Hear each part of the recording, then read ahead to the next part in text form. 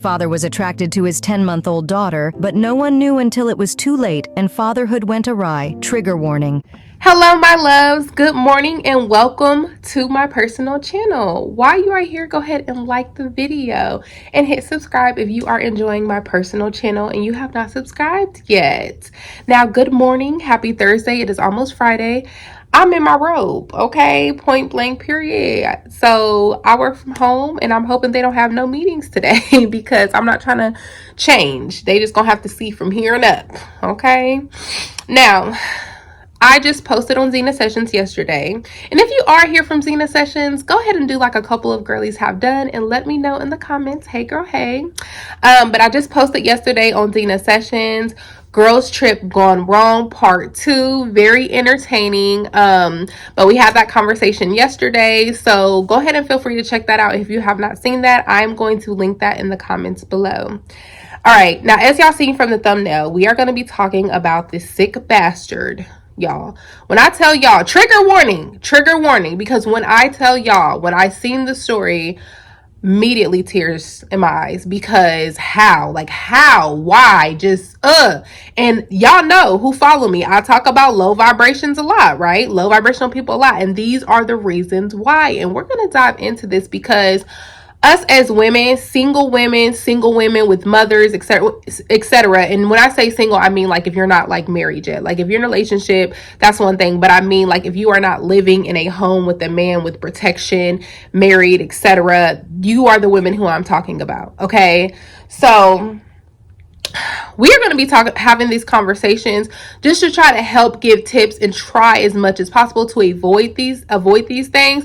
These conversations are important to have as a single woman, someone who you dating wise, if you're wanting to procreate with people, if you have children, etc. These are important conversations to have, so we're going to have them. First, I want y'all to watch this story. Again, trigger warning. This biological father did assault his daughter and unalive her. So I'm going to show you the story so you can see what happened, and then we're going to have a discussion. So hopefully this helps people not get into these situations going forward. What's up, everybody? All right, so before we get started, you guys, if you're not already following me, please go back and hit that follow button and subscribe to my YouTube channel. I will be posting a video later today.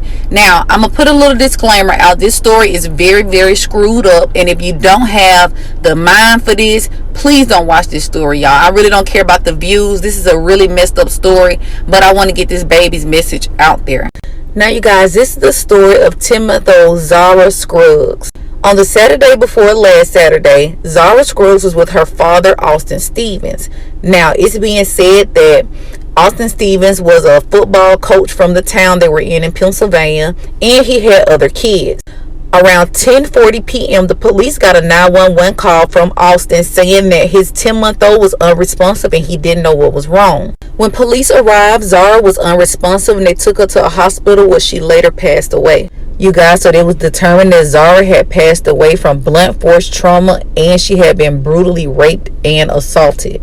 Police then, they get search warrants, they go check his computers, his phones, and that's when they found out this gruesome discovery. So you guys, Zara had been dead for over an hour before Austin even tried to get her help and call 911. Now, it's being said that he assaulted her, he raped her, and then he Googled, how do you know if a baby is dead? He also Googled, what if a baby's heart stops beating? And he Googled, how do you know if a baby's not breathing? Now, he Googled these things because after assaulting Zara, he killed her. And I guess he was just trying to make sure that she was dead. He then sat down for a few more minutes, started texting women on social media.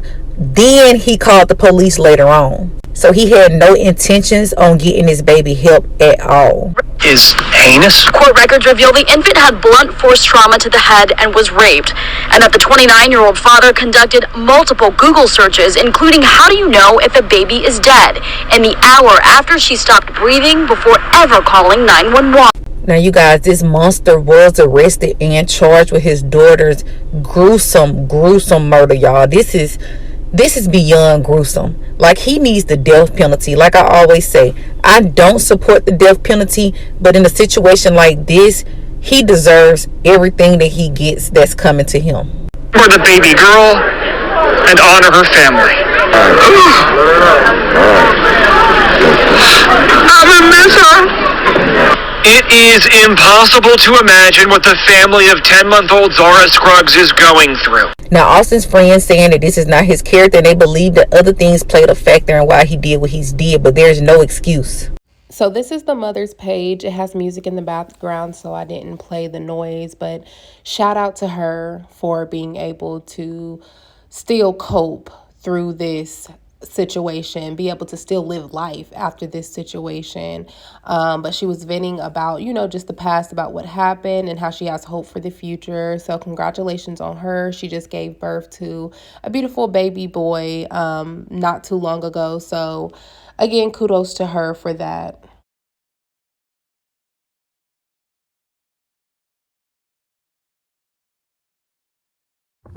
All right, so I'm not going to make this very long because I just got my son off the bus and I have a certain amount of time before I got to clock in. So I just want to get straight to it so we can have this discussion.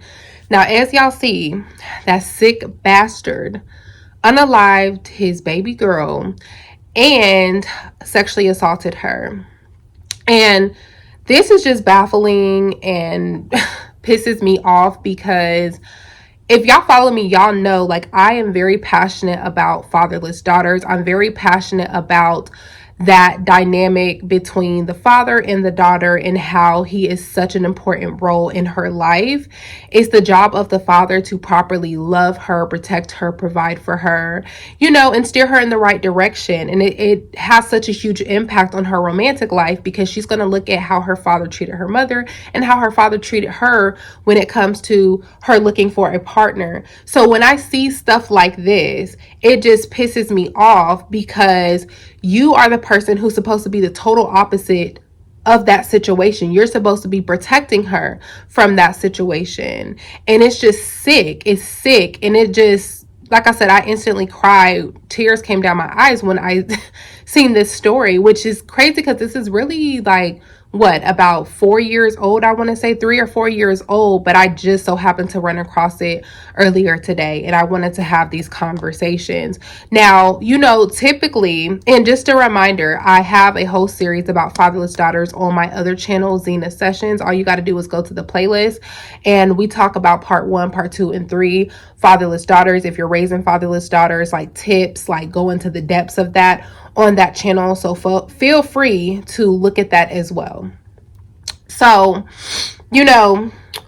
again, we need to have these conversations because typically when we hear about something like this, we hear that the stepfather did something like this or a stranger did something like this, when that is really just not the case all the time. And statistically, of course, we go based off of people who have actually reported it. But again, that is for people who actually reported this. A lot of stuff goes unreported, and biological family members actually sexually assault women more than you think. They're just not going to report something like that. And the reason I know this is because I ran across a woman's story on TikTok about how her biological father assaulted her. Now, I went through a whole rabbit hole of this because this was shocking to me because you just really usually don't hear about these kind of stories, and you scroll and scroll and scroll and you see story after story after story of biological fathers assaulting women. Like, I guess they had a whole trend of it and they were just all talking about it. But again, remember, a lot of this does not get reported, and you have to think about the reasons why. Sometimes family members don't even believe you when you say that their family member assaulted you. Like, this one girl said that her grandfather assaulted her for many years. She would tell her mother, and her mother would just not believe her, threw it under the rug. And what's crazy is the mother knew that her father was like predatory, but she did not believe that he would touch her own child. So things like this get brushed under the rug because they don't want to cause family drama. Think about it. It's easier if a stranger or somebody who is more of a stranger to you comes in and assaults you versus the person who gave birth to you, lives with you, provided for you, all this kind of stuff. It's easier to report that person versus report that person. It's just easier. And again, a lot of family members, even the mothers, won't even believe you if you report the biological father, like the grandmother, no, not my son. My son would never do nothing like that. Not my brother. My brother would never do nothing like that. You know what I mean? Like, so it's easier, again, for you to report somebody like a stranger, a strange man coming in and touching you that mommy brought home versus the man that mommy actually laid down to create you with. Okay. So again, a lot of this stuff gets reported, it gets unreported, but again, you can hear real life stories on TikTok. A matter of fact, I created a video about this one time. It wasn't specifically that topic,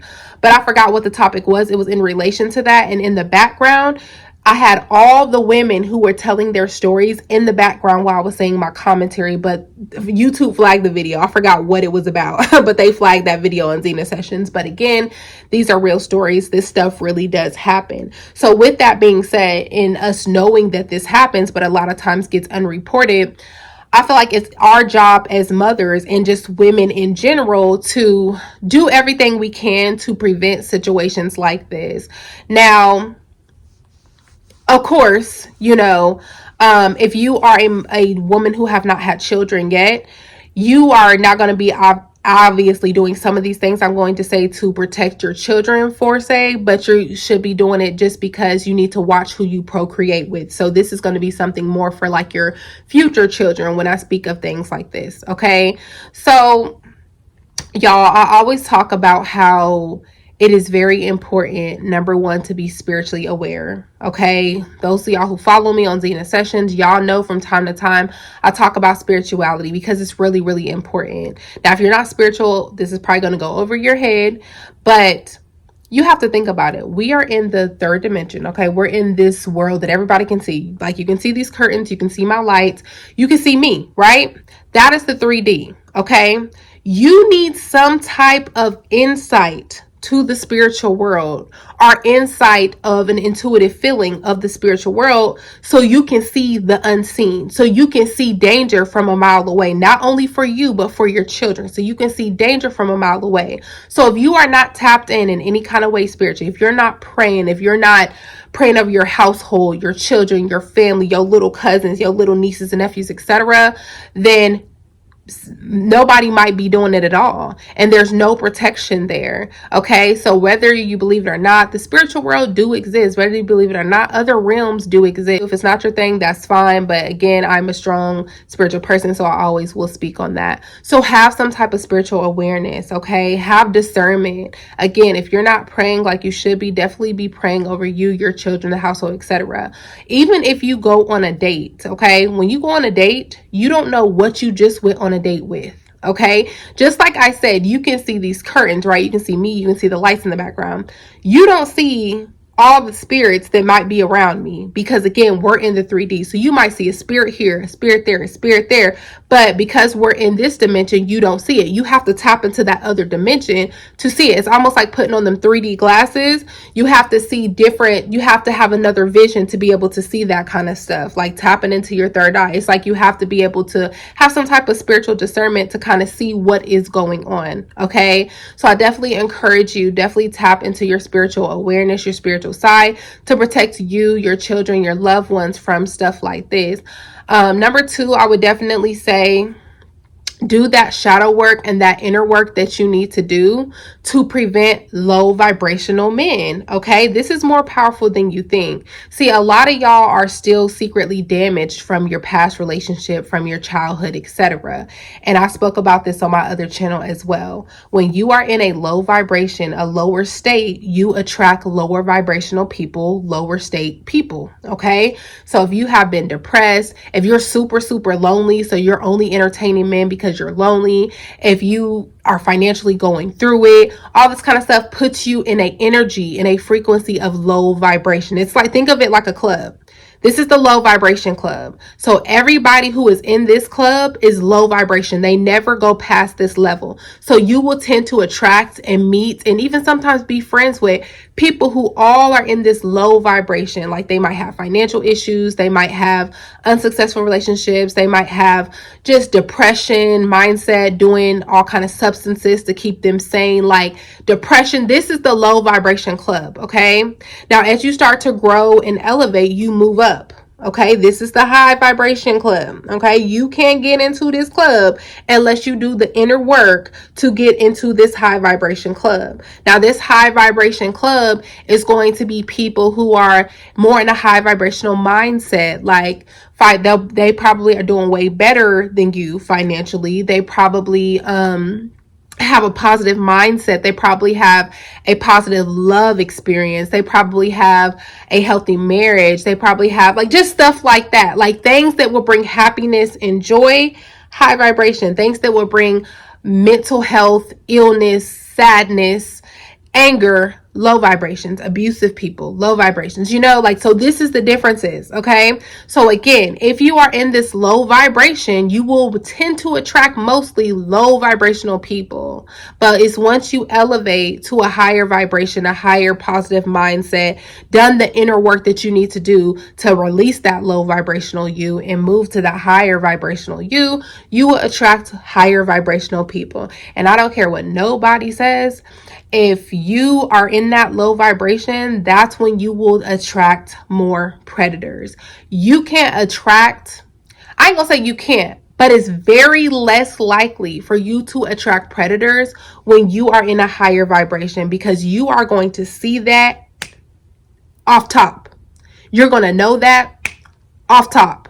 That's where that spiritual work comes in. See, the high vibration is not just like, oh, money, success. No, the high vibration is everything in alignment, mentally, spiritually, physically, financially, emotionally, romantically, like everything high vibrational. Okay, that is what that is. Now, that does not mean, don't take this so literal to where that means like, oh, well, I have all those things, but haven't found love in my life. Does that mean I'm low vibrational? No, it doesn't mean that. It just means that you need to do the inner work that you need to do to eventually attract a higher vibrational partner. Okay, but again, once you reach this level, for a predator to get into a high vibrational space, they're going to be extremely, extremely uncomfortable, because that's that spiritual protection around you. That's that high vibrational energy around you and around the people you love and around your household. They're going to feel extremely uncomfortable to where they're not going to last very long.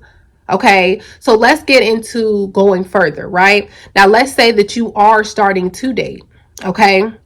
And you feel like you have done most of the work, etc., right?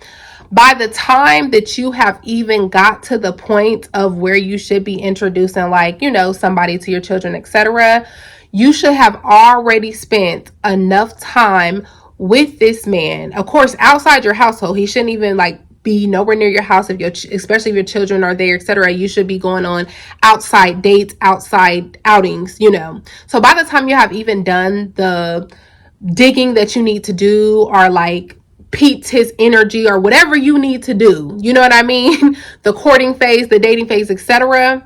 By the time he even meets your children, you should have already seen, picked up on, discerned, felt any type of red flags to where it's like, you know what? Nope. I will never introduce you to my children. This isn't going any further than the first date, etc. But again, that only awareness can really only come to you once you have done that inner work. Okay. And does this always 100% work? No. But it's more likely to work if you do the right work spiritually. Because baby, when you have spirit guides around you, when you have angels around you, when you have God's protection, that's what it is. And God's protection is over you and your family. Okay, but you have to do that inner work. You have to do that spiritual work. That spiritual work is really, really important. If you feel like you have just been in a low state of mind, a low vibration lately, you need to probably go on a fast.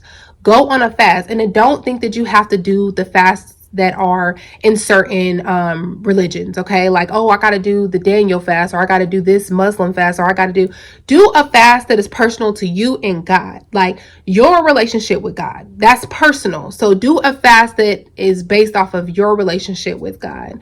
So for example, I've done many fasts. I have done no sugar November. I just got off of that fast last month. So I did that fast. I have done no social media. I have done no meat. I have done multiple fasts, no pops, no sodas. Like, you do a fast that is personal to you. You say what you want the fast to be about. Like, God, I'm doing this fast. I'm praying for discernment, clarification. I want love. I want this. I want that. I want you to cleanse me. Like, you do a fast personal to you, and you will see how powerful when you sacrifice like your flesh, like, and things that you really crave and want. Like, you will see how powerful that is, and that timing with you and your fast and your spiritual journey, etc. Okay, so those are the things that I feel like are really important and really can help you when it comes to like not going through the situation. Of course, anybody who went through the situation, I'm not saying that you're wrong, you're a terrible parent. I'm not saying any of those things at all. Like, that's a predator at the end of the day, never should have happened. Okay, it's nobody's fault but the predator. However, just going forward, I feel like if we do a lot of inner work and we do a lot of spiritual work and stuff that we need to do, we'll be able to early on detect and discern certain things and people to stay away from. So that's how I feel when it comes to this video. Let me know what y'all think. Make sure you like, comment, subscribe. I will see y'all in the next one.